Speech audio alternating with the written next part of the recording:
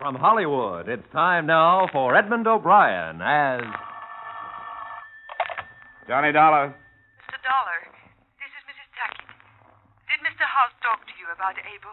Oh, yes, Mrs. Tackitt, he did. He thought maybe you and I could get together this afternoon. Yes, of course. Please hurry. I certainly have a right to know if my husband is dead.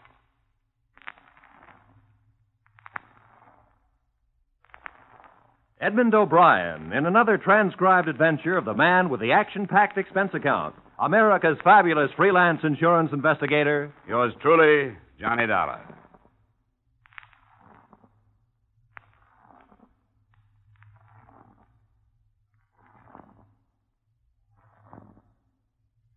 Expense account submitted by Special Investigator Johnny Dollar to Home Office, Corinthian Life Insurance Company, Hartford, Connecticut. The following is an accounting of my expenditures during the Abel Tackitt matter. Expense account item 1, $5 transportation costs from Hartford to the New York address of Mrs. Abel Tackitt. The apartment door was standing open, and I walked in.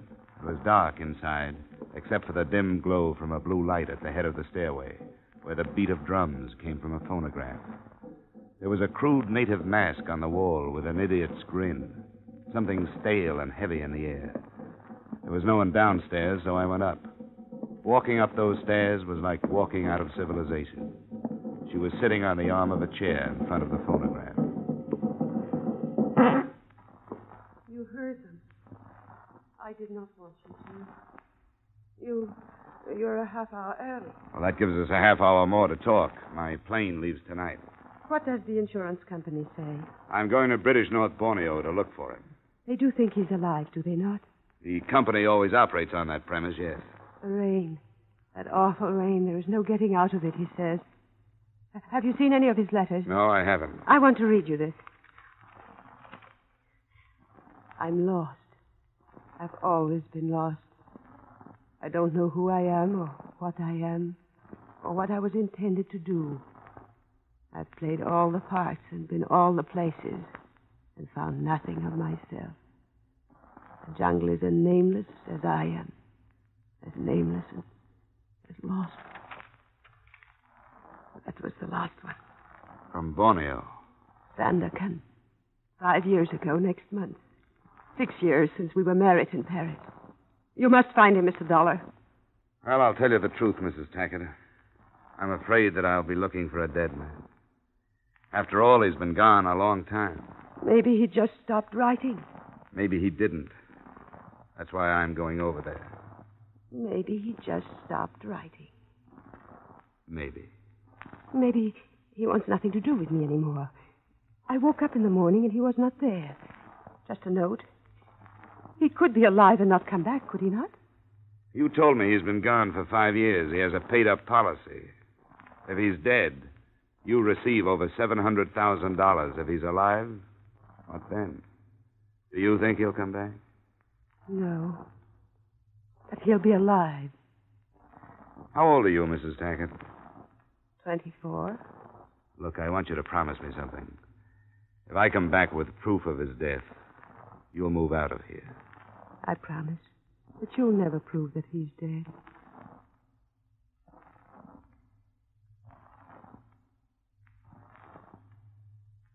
Expense account item 2, $1,280.45 for the trip by air from New York to Chicago to San Francisco to Manila. Expense account item 3, $200 on the first ship to Sandakan. They called me supercargo. I ate with the captain in his cabin.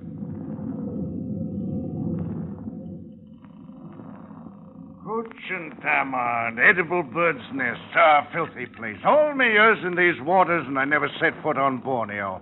Why would a white man go there? Not for diamonds. Malaria, maybe, or a new type of insanity. You look sensible enough. Who is this man, your brother? No, never met him. But I've got to find him, that's all. Second biggest island in the world. 3 million souls. Dusans, Bahaus, Murids, Dayaks. Ugliest people in the world. Took a young planter and his wife there. 6 months ago it was. Carried the bodies back my last trip. How did they die? The jungle. Oh, come on, I'm a close-mouthed man. Who are you looking for? You wouldn't know him. His name is Abel Tackitt. Abel Tackitt? I never heard of Abel Tackitt. You find me a hand west of Chihuahua who hasn't heard of him.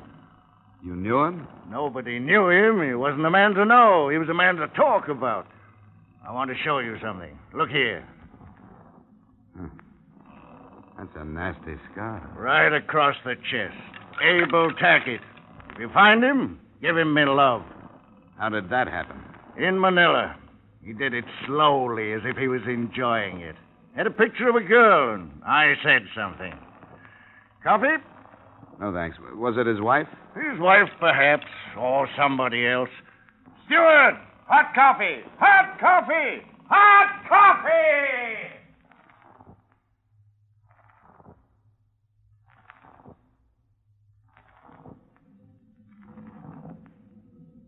Something happened to men out here. Men that might have been easy and calm any place else in the world. Something happened to them.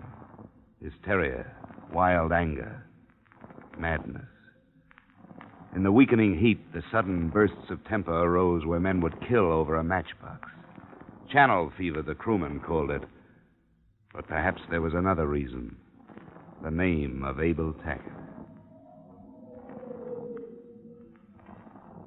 This is my dream. That some night I find him asleep. That it is very dark.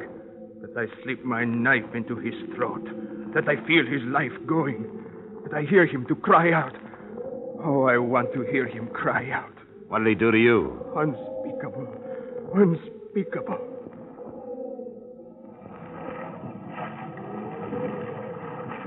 Oh, all look for him. All. Find him. Oh, knife, shoot, kill, hate.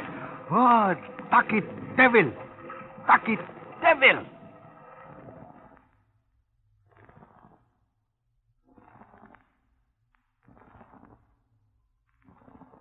Sandakan. We crawled around the point.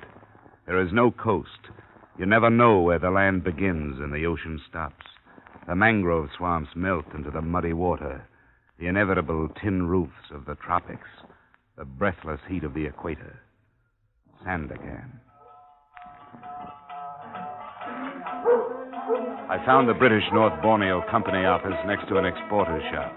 The secretary to the assistant district manager pointed me into a rattan chair and handed me a fly swatter. Oh, Abel Tackitt. Oh, fabulous fellow. Great strength, drive, power, you know. Why are you looking for him?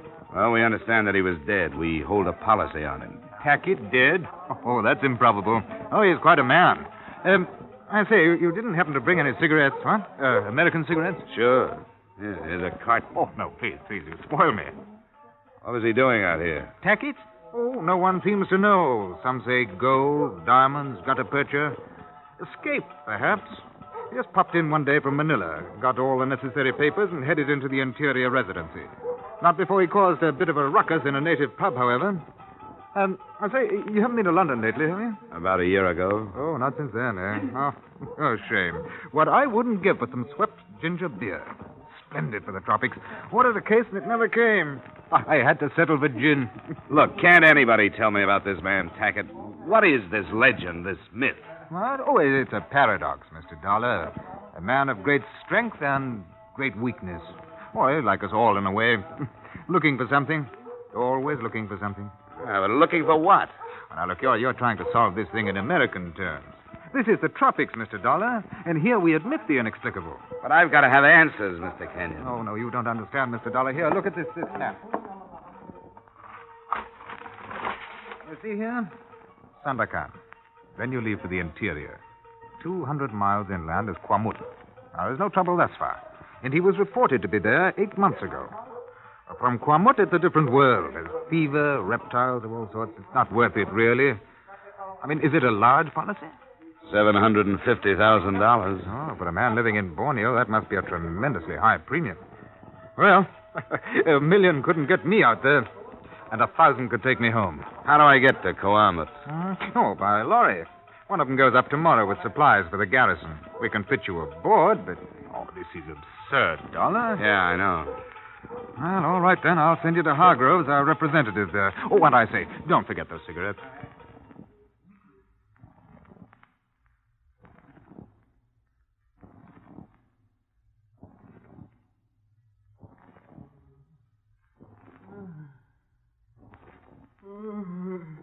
My husband's been going on like that for 5 days. He can't tell you anything. I'm sorry to hear that, but can you tell me anything about Tackitt? Wait till I close the door. So you're looking for Abel Tackitt. The fever'd never get him. You know if he's alive? Alive? Sure he's alive. How do you know? If you knew Abel Tackitt, you'd know he's alive. We spent a lot of time together when I was on the coast. Did you know Tackitt in the States? Nope. Playboy, he told me. Said he wanted something, but never knew what. I told him what he wanted was love. But he wouldn't stay, and when I tried to stop him from leaving, If you find him, what happens? Depends how we find him. If he's alive, I suppose I'll try to talk him into going back home. If he's dead, I want the proof. You better go back to your husband. Nothing I can do. Hey, look, Mr. Dollar, if you find him alive... I'm going to try to send him home. Tackitt'll never go back home. I'm going with you. Not this trip. I'm going with you.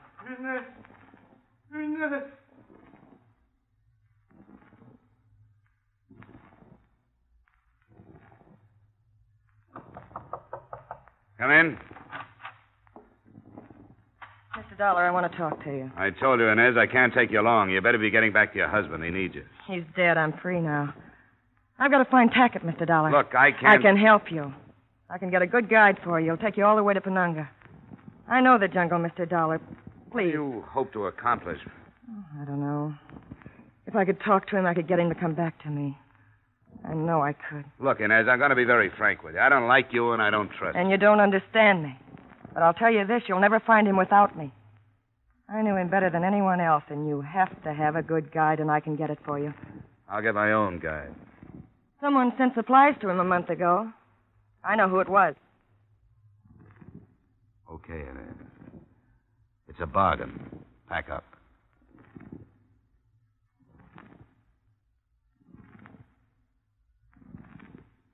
She took me to a trading post, and I met the owner, who operated under the obviously false name of George Brown.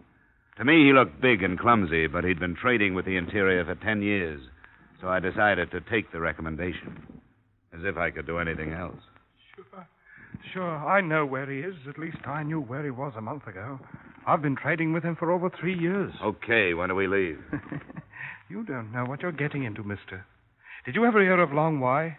It's a village across the border in Dutch territory. We'll need 4 porters and supplies for a month. When do we leave? The last porters I sent into him never came back. The Ponandikes got them, most likely. They're headhunters, you know. Which one of us are you trying to talk out of this, you or me? I can always use $500. But that isn't all the pay I'm going to get. What do you mean? If I find Abel Tackitt, I'm going to kill him.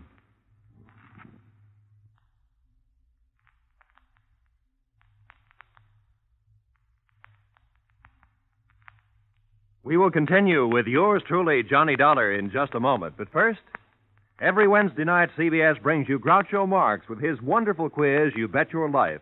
It's one of the brightest, most spontaneous, most genuinely funny shows on the air. So be listening this Wednesday night on most of these same CBS stations for You Bet Your Life, starring Groucho Marx. Now, with our star, Edmund O'Brien, we return to the second act of yours truly, Johnny Dollar.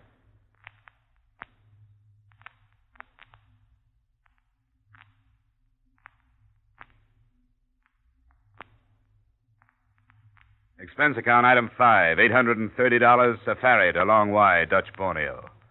One of the first things I learned about jungle travel was not to waste breath talking. Not until we made camp that night was there conversation. A slow day. The woman slows us down. Where is she? In her hammock. It couldn't be helped. It was a bargain. I didn't want her to come.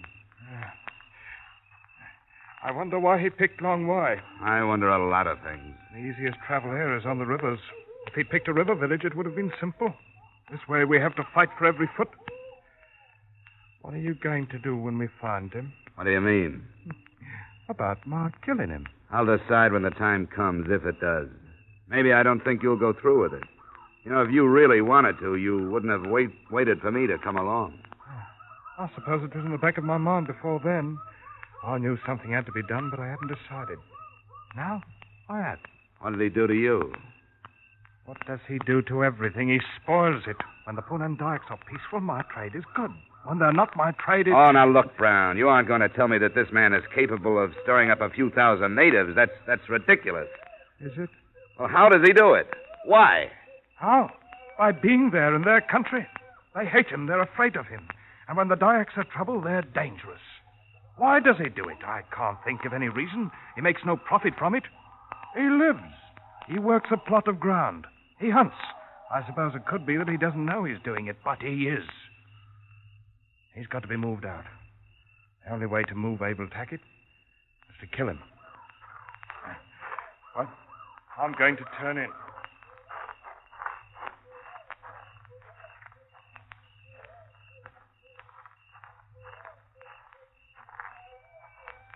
I heard part of what Brown was saying. What are you going to do? Well, I'll have to protect Tackitt if I can. Protect him? That sounds funny. I never thought he'd have to take that from anybody. You know what I'll be protecting. You better get some sleep. Wait. What now? Why do you hate him? You know? You've never even met him.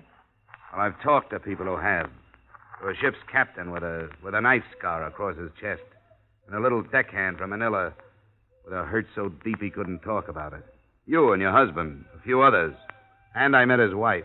He's never talked to me about her. Well, that's the first thing I've heard in his favor. Maybe he's human enough to be ashamed of what he's done to her. Maybe he realizes what he meant to her, and that she'd stop living when he left. Because that's what he's done. It's not all his fault. The trouble he had in Manila and Sandakan. He told me the men thought he was afraid of him. He wanted to show him he wasn't. He'd never known people like that. He didn't know how to get along with them. Save it. It doesn't make any difference how I feel about him. We'll get to him as quickly as we can. I'll figure out some way to stop Brown if he makes a try. Maybe that'll be too late. But Brown's going to be stopped, Mr. Dollar, I promise. If you don't do it, I will. Go get some sleep. We break camp at dawn.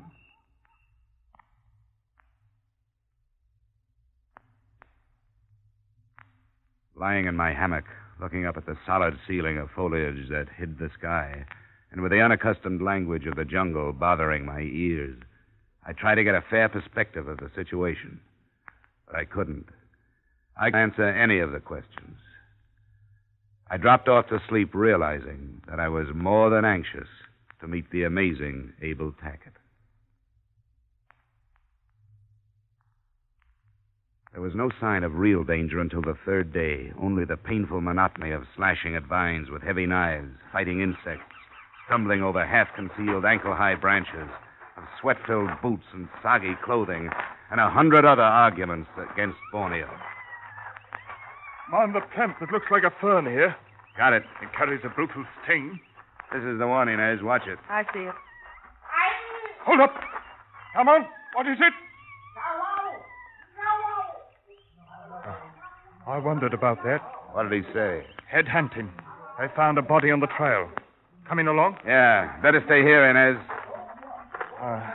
I wondered about that. It's been too quiet. We haven't spotted a Dayak since we started. This section is usually swarming with them.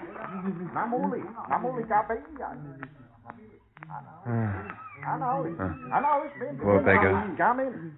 How does that look to you, Dollar? You still think the natives aren't stirred up? No. No, it looks like they're stirred up for it. Poor beggar. He can thank your man Tackitt for what he got. Yeah, we don't have to look at him. It's the work of a Punan. You can tell by the clean wound. Their mandows are the sharpest ones in the island. They know we're coming, Inez. Yeah. How do you know that? I know them. They hide the bodies. They don't leave them on trails unless they've got a reason to. Like telling us to stop, huh? That's right. Look at those boys of mine. Waiting to see what I'll do. Waiting the chance to slip into the brush and head for home. Can you hold them? I can hold them. I'll shoot the first one that tries to leave, and they know it. Come on, Batatolos, a house! We'll have to make a camp here. They're great people for Romans. I told them to start looking for good ones. Yeah, and I know them. It'll take the rest of the day and half the night to find enough to move them towards Long Wai again. How do the omens look to you? I can't say yet. The headhunters know we're coming, but they don't know why. If they knew we were coming after Tackitt, each in our own fashion, so to speak. I don't think there'll be any trouble from them. Well, they don't now, and there's no way to tell them. You're blaming Tackitt for this? I am. You stupid fool. Do you really believe in this idiotic stand you've taken against him? Or is it a convenient answer for some mistake you made with the natives? I can't be quiet. Inez, stop it. Don't you believe it? You're lying. Make her shut up, Dollar. I'll shut up after you've answered me. Stop it. We've had enough. We don't need hysteria. Now be quiet, will you? You won't answer me, will you? They've been headhunters from the beginning. So tell me why Tackitt is to blame for what you found on the trail. Tell me why. I will, if you'll shut up long enough to hear it. You've been in Borneo too long. I know what the tropics do to men like you. I know the people. For 10 years I've learned to know them. I understand about headhunting. To the Dayak, a head is the strongest magic in the world. Strong enough to bring rain, make things grow. Strong enough to protect the whole kampong from plague or anything else. Like enemies. You should have been born in one of their filthy huts. You think like one. Forget it, Brown. Forget it. She'll find out I'm right. Headhunting was almost stopped until Tackitt came here. Then it started again. Because they hate him. Because they're afraid of him. That's why they're collecting heads again, and that's the truth. Blame everything on Abel Tackitt. If you can't find another reason for something, blame it on Abel Tackitt. Oh, I've had enough. Brown! What the devil's the matter with you? You heard her. I've been in Borneo too long.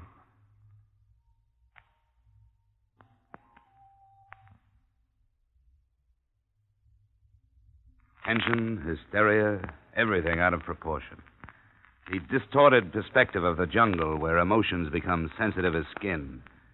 Inez wanted to love Tackitt. George wanted to kill Tackitt. I wanted nothing but proof of his existence. Yet all of us were of one mind and one thought. All our efforts were directed toward Tackitt. And Borneo was keeping us from him.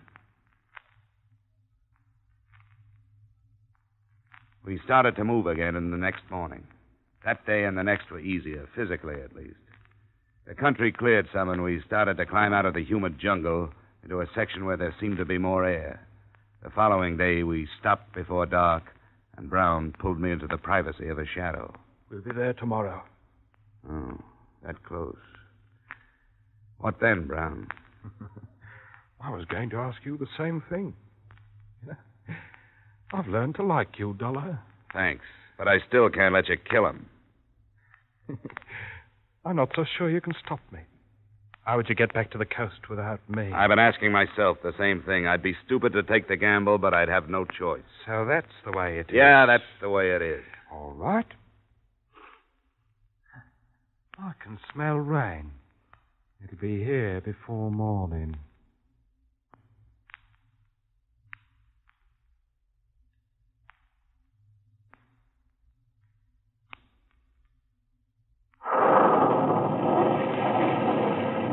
Our first sight of the village of Long Wai was from a low hill. It was veiled by the slanting sheets of rain that floated across.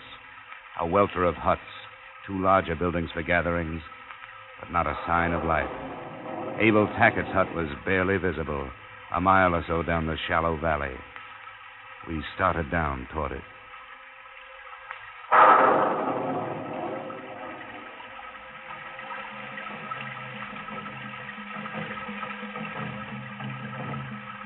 What do those drums mean, Brown? Do you know? Yes, I know. Mama Tolu.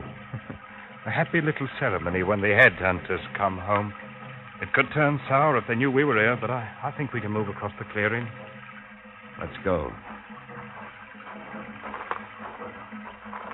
What are you going to do, Dollar? Aren't you even going to warn him? All right, if you won't, I will. Abel! Abel, be careful! Come on, take her. Keep her quiet. Come on, Dollar. I'm going inside. Wait a minute, Brown. We'll go in together.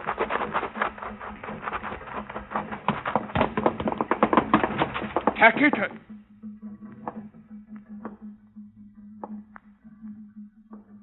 I came here for nothing. He's already dead. Is that Tackitt? Must be. They stopped being afraid of him. I wonder how long it'll take to undo the trouble he's caused here. Abel Tackitt. And he's dead.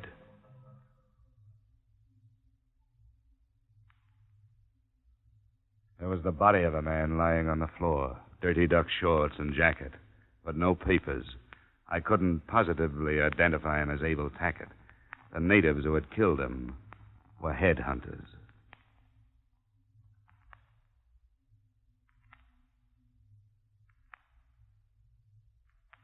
Expense account items 6 and 7, same as 2 and 3, transportation back to New York. Item 8, cab fare to the address of Mrs. Abel Tackitt. She seemed neither sad nor happy to see me or to hear what I had to say. He died, Mrs. Tackitt, of fever. He was in the interior. There was no time to get him to a doctor. You saw him? No, I didn't. Then you can't be sure. There's no proof. But, Mrs. Tackitt, absolute proof has a different meaning in Borneo. He wanted to lose himself, didn't he? He could have changed his name. He could even have traded his identity with someone else. Couldn't he? He's dead, Mrs. Tackitt. Look, I want you to go to probate court, even without absolute proof. With what I brought back, you can have him declared legally dead. You're his sole heir. There are no other living relatives. His estate, his fortune, they're yours. They're yours to live with. That's why he left them to you. You can't go on struggling with a false hope. Please, Mrs. Tackitt, don't stop living just because he did. You've got to believe me. Abel Tackitt is dead. He's not dead. He's alive. He's living somewhere. And as long as he's alive, I'm alive.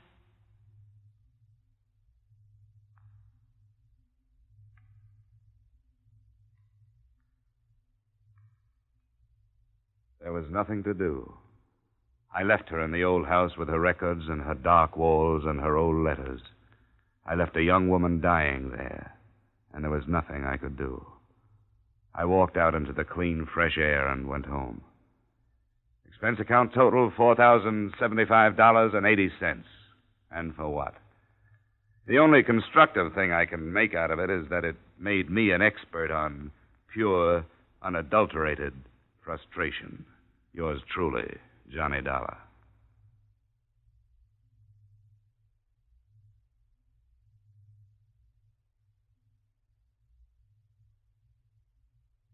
Yours truly, Johnny Dollar, stars Edmund O'Brien in the title role and is written by Gil Dowd and David Ellis, with music composed and conducted by Leith Stevens. Edmund O'Brien can currently be seen starring in the Harry M. Popkin United Artists production, D.O.A. Featured in our cast were Maria Palmer, Tudor Owen, Raul Chavez, Ben Wright, Chris Kraft, and Dan O'Herlihy. Yours truly, Johnny Dollar, is produced and directed by Jaime Del Valle.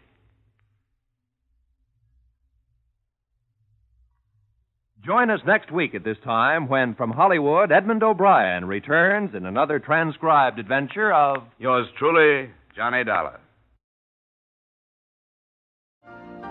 You've been listening to the OTR Gold Network. Find more classic radio at otrgold.com.